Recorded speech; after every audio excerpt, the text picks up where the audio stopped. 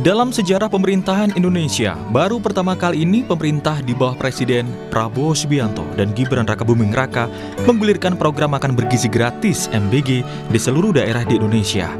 Program makan bergizi gratis ini bertujuan untuk mengurangi angka kekurangan gizi atau malnutrisi hingga stunting dengan sasaran MBG yaitu balita, anak-anak, ibu hamil, dan ibu menyusui. Di Sragen, Jawa Tengah, anak-anak menyambut baik hadirnya makan bergizi gratis MBG. Setelah cukup lama menanti, ratusan siswa SD dan TK di pinggiran kota di Sragen akhirnya bisa menikmati program makan bergizi gratis. Anak-anak kini bisa menikmati sajian menu dengan penuh gizi yang meliputi nasi, lauk pauk, sayur, buah, dan susu di sekolah. Merasakan yang namanya makanan bergizi itu untuk menyeimbangkan antara di daerah yang di kota sama tidak ada bedanya. Karena di sekolahnya kan tidak sama, Pak. Ada yang warga yang menengah, ada yang ke bawah sekali. Nah, yang ke bawah, keluar bawah ini sekali yang sangat membutuhkan ini, Pak. Akan tetapi, MBG berjalan bukan tanpa masalah. Di tengah program MBG yang bergulir, masalah muncul salah satunya keracunan yang diduga usai menyantap MBG. Baru-baru ini, lebih dari 1.000 orang menjadi korban keracunan MBG di Kabupaten Bandung Barat dalam 1 bulan terakhir. 132 mungkin karena kami terus update. Belum ada lagi ya, baru 132 itu. Ini kenapa kita buka posko di sini adalah untuk triase hijau ya, jadi yang bisa diobservasi di posko ini tentunya gejalanya yang ringan, tapi yang berat tentunya kami rujuk. Yang berat itu kenapa bisa ada sesek, kemudian koliknya setelah dikasih obat tidak hilang, nyeri perutnya, nah itu kita rujuk. Dan 107 satuan pelayanan pemenuhan gizi SPPG di daerah tersebut belum memiliki sertifikat layak higienis sanitasi. Imbas dari keracunan, pemerintah Kabupaten Bandung Barat akhirnya menutup sejumlah SPPG penyandang yang diduga menyebabkan keracunan sejumlah siswa. Ya, sertifikasi akan dilakukan secepatnya ya untuk yang sudah beroperasi itu dalam waktu sebulan, SLHS-nya sudah selesai. Sekarang untuk SPPG yang baru akan bisa operasional kalau SLHS-nya sudah selesai. Jadi beda ya, yang sudah ada akan kita percepat dengan standar yang tetap sama. Nah, untuk yang baru-baru setelah lolos verifikasi oleh Badan Gizi baru boleh operasional kalau sudah memiliki SLHS.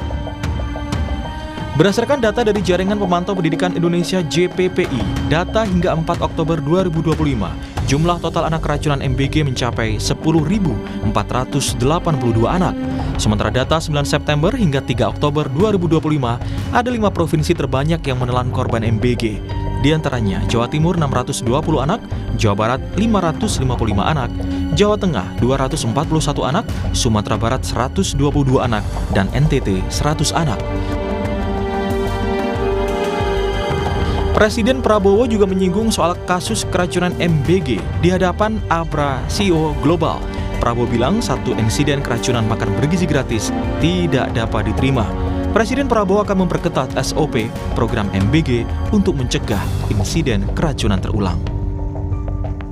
I think we had food poisoning, but when we counted the number of meals we gave out, the number of food poisonings, I think the statistic is as low as 0.0007,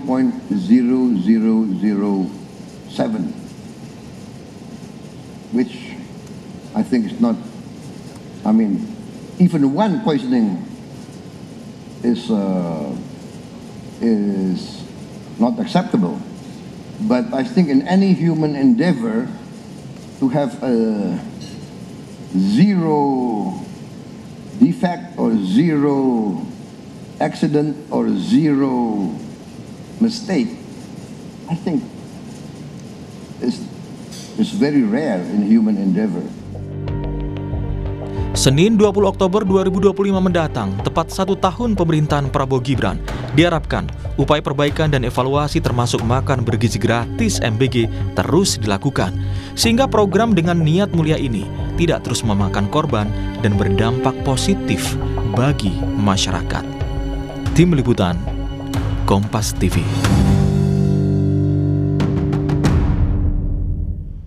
Saudara, 20 Oktober 2025 mendatang, tepat 1 tahun pemerintahan Prabowo Gibran, sejumlah program digulirkan. Salah satunya adalah yang cukup populer adalah makan bergizi gratis. Program ini memang bertujuan baik, akan tetapi munculnya kasus dugaan keracunan harus menjadi perhatian khusus dalam 1 tahun pemerintahan Prabowo Gibran.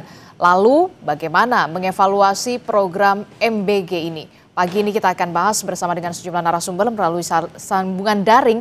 Sudah hadir diantaranya Pak Edi Wuryanto, anggota DPR RI dari fraksi PDI Perjuangan. Kemudian ada Mas Teguh Rifki yang merupakan ekonom makroekonomi dan pasar keuangan dari LPM FEB UI. Pagi semuanya, selamat pagi Bapak-Bapak, Assalamualaikum, apa kabar? Waalaikumsalam. Pagi, Mbak. Selamat pagi. Ya, ini kan kita tahu ya 20 Oktober atau hari Senin mendatang tepat 1 tahun pemerintahan Prabowo Subianto dan juga Gibran Rakabuming. Dan kita tahu pula program makan bergizi gratis ini sudah bergulir juga hampir 1 tahun. Saya ingin bertanya dulu ke Pak Edi Wuryanto, wakil kita di Senayan. Pak Edi, bagaimana pandangan Anda secara umum terhadap implementasi program MBG selama 1 tahun terakhir ini? Kalau bisa dikatakan nilainya berapa nih? Dari skala 1 sampai 10, Pak Edi. Ya kalau nilai ya semua berjalan dengan baik. Karena memang target presiden awalnya kan hanya 6.000 lalu 6.000 dapur ya, kemudian naik menjadi 30.000 dapur dalam 1 tahun. Itu memang bukan persoalan mudah. Di satu sisi BGN lembaga baru dengan struktur organisasi baru, lalu pejabatnya juga baru, maka di perjalanannya pasti banyak mengalami masalah di sana sini. Tetapi bahwa politik anggarannya sudah baik, politik kebijakannya yang sedang mencari model. Maka saya bisa menyadari bahwa perpresnya sampai sekarang belum turun. Betul. Meskipun Pak Presiden kemarin menyatakan 5 Oktober perpres itu akan turun. Dari sini kita bisa analisis bahwa kalau polisinya belum clear betul, belum yakin betul, maka saya yakin Presiden tidak akan yakin dengan perpres yang akan dia keluarkan. Karena itu dampaknya adalah kualitas SPPG yang sudah berdiri itu ragamnya bervariasi. Apalagi sejak awal memang dari sisi kualitas, misalnya SLHS, sertifikat penjama makanan, HACCP, itu dari awal tidak dilakukan dengan baik. Bahkan sampai saat ini, catatan saya masih hanya 323 dari seluruh SPPG yang sudah operasional ada 11.567 itu baru memiliki SLHS. Maka ini yang masih mengkhawatirkan bahwa kalau ini kita biarkan semakin tambah jumlah dapur pasti keracunan akan meningkat. Maka pemerintah harus bekerja keras, regulasinya perpres harus diturunkan karena melibatkan banyak pihak kan.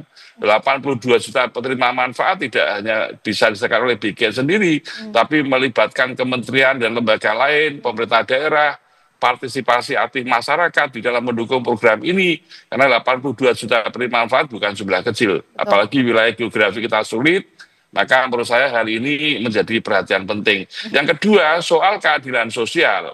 Kita tahu kan kalau bicara soal meningkatkan kualitas SDM, stunting, itu ada di desa-desa, ada di 3T. Sementara saat ini regulasi tentang bagaimana model SPPG di 3T, regulasinya belum ada. Maka wajar kalau SPPG banyak dibangun di kota-kota, sementara di desa-desa yang itu kantong orang-orang miskin itu belum dibangun dengan baik. Maka muncullah keadilan sosial. MBG ini hanya menyisir daerah-daerah perkotaan, tapi orang miskin yang ada di desa malah belum terjamah. Ini saya kira 2 hal yang menjadi inti dari kelemahan evaluasi yang saat ini saya yakin pemerintah sedang bekerja keras. Sudah bekerja keras. Dari skala 1 sampai 10, kalau menurut Anda berapa nilainya dengan tantangan yang sudah dihadapi saat ini? Ya 6 lah. Ya, kalau 5 ke bawah ya kita harus hormati kerja kerasnya lah. Tapi untuk mencapai kesempurnaan, karena dari sisi anggaran sudah oke, tapi politik kebijakan dan politik regulasinya itu masih lemah. Oke, politik kebijakan dan juga politik regulasinya. Saya mau ke Mas Teguh Rifki dulu. Mas Teguh, dari perspektif ekonomi, bagaimana Anda melihat cost effectiveness dari program MBG ini setelah 1 tahun berjalan, Mas Teguh? Iya, pertama MBG ini adalah bentuk program populis dengan misalokasi anggaran yang cukup besar ya. Jadi kalau kita lihat cost effectiveness ini sangat-sangat tidak efektif. Kalau kita bandingkan dengan program serupa di banyak negara lain, ini sebetulnya MBG di Indonesia itu adalah yang termahal di dunia. Yaitu hampir 2% dari PDB gitu. Sedangkan di China dan India saja itu jauh lebih murah gitu. Jadi memang kalau kita bicara cost effectiveness sangat-sangat tidak efektif dengan 335 triliun yang akan digelontorkan ini. Nah, kalau kita lihat juga dengan pos-pos anggaran lain misalnya yang langsung memberi manfaat seperti kesehatan, lalu kemudian pendidikan itu justru lebih kecil pos anggarannya. Nah, ini kan makan bergizi gratis itu banyak sekali tantangannya. Pertama, ini kan programnya itu adalah program blanket. Jadi artinya semua masyarakat atau semua siswa itu dapat. Nah, isunya sekarang siswa yang sebelumnya kekurangan makanan itu hanya 7% gitu. Jadi sebelumnya siswa itu 93% sudah makan cukup, sudah makan 3 kali sehari. Orang kalau kemudian diberikan makan lebih dari 3 kali sehari, tentu akan jadi food waste. Nah, ini kemudian menjadi misalokasi anggaran yang sangat-sangat besar. Mas Teguh, kedua ini adalah kan disebutnya makan. Tadi 93% ternyata nggak nambah makanannya. Kedua, apakah bergizi? Nah, ini nggak juga. Sudah banyak kasus keracunan yang terjadi. Dan ketiga, tadi apakah gratis? Nggak gratis juga. Gitu. Ini 335 triliun yang memakan budget pos anggaran-anggaran lain yang bisa digunakan secara lebih cost efektif. Kalau tadi Anda menyebutkan biaya program makan bergizi gratis ini lebih mahal dibandingkan negara-negara yang sudah menerapkannya lebih dulu. Lalu bagaimana program ini memberikan dampak ekonomi lokal seperti ada peningkatan usaha catering, UMKM, atau kemudian ada distribusi pangan. Bahkan Presiden Prabowo Subianto juga mengatakan peningkatan ekonomi selama 8% ini bisa dihasilkan dari program makan bergizi gratis. Iya. Ini nggak terjadi juga. Jadi artinya balik lagi, kalau orang yang tadinya sudah makan 3 kali sehari, kemudian diberikan makan bergizi gratis dan makannya nggak nambah, berarti kan ini akan menjadi food waste. Atau kemudian kalau tadi hanya 7% siswa di seluruh Indonesia yang butuh tambahan makanan atau kekurangan makanan, berarti kan 93%-nya ini akan menjadi waste, akan menjadi misalokasi, akan menjadi sia-sia. Nah, ini kalau orang tidak nambah makannya, artinya adalah saat ada dapur MBG baru, saat ada aktivitas ekonomi baru dari SPPG, di saat yang sama maka ini akan mematikan kantin lokal, UMKM lokal, pedagang lokal. Jadi ini juga nggak kemudian membuat aktivitas ekonomi di daerah itu bertambah, tapi berpindah dari yang tadinya makan dari kantin sekolah ini ke MBG. Nah, perpindahan ini berarti memindahkan uang dari kantong UMKM lokal ke pemilik usaha MBG atau SPPG ini yang bisa jadi tidak berada di daerah tersebut. Yang jadi pertanyaan saya selanjutnya kemudian begini, apa yang kemudian harus menjadi fokus ke depan dalam fase berikutnya tentu saja agar program ini lebih tepat sasaran dan berkelanjutan secara fiskal, tidak ada misalokasi anggaran seperti yang tadi Anda katakan, Mas Teguh? Iya, sesuaikan apa yang menjadi tujuan program dengan programnya itu sendiri. Makan bergizi gratis, berarti itu adalah program untuk membuat siswa yang tadinya nggak makan menjadi makan. Yang tadinya makannya nggak bergizi menjadi bergizi, bukan keracunan. Dan ini memang tidak yang gratis, artinya tidak menyia-nyiakan sumber daya. Ini data Susenas dari BPS menunjukkan hanya 7% siswa yang kekurangan makan.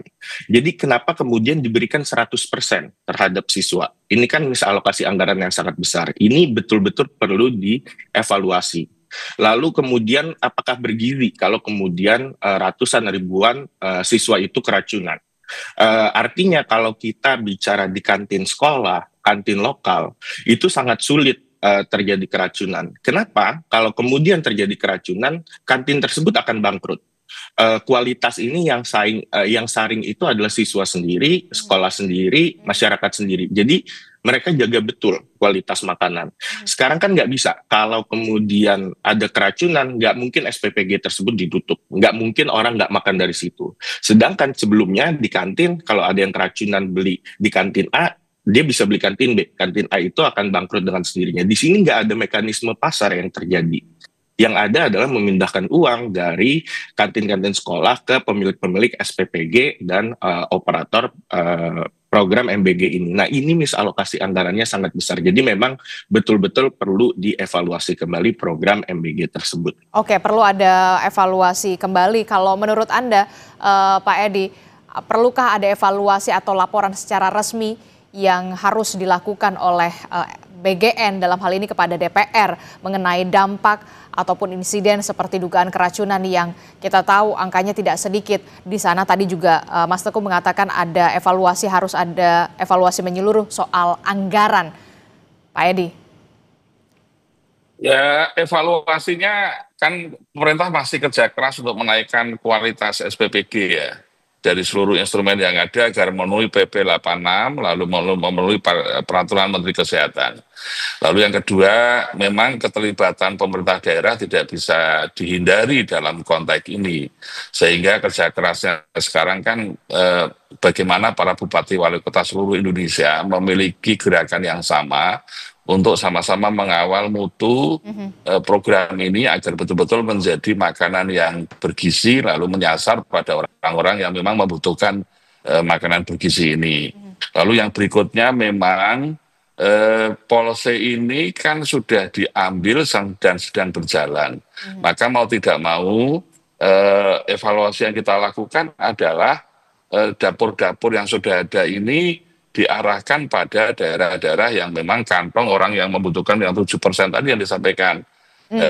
Karena itu butuh skenario bagaimana daerah-daerah yang terpencil kepulauan yang hanya sekitar di bawah 1.000 penerima manfaat itu segera dilayani, apakah menggunakan SPBG dengan volume yang kecil ataukah misalnya ide dapur yang berbasis sekolah misalnya daerah-daerah 3T itu intinya kan evaluasi itu harus segera dilakukan karena kalau tidak ini berkepanjangan maka yang saya khawatirkan yang orang-orang miskin di 3T itu malah semakin tertinggal karena fokusnya model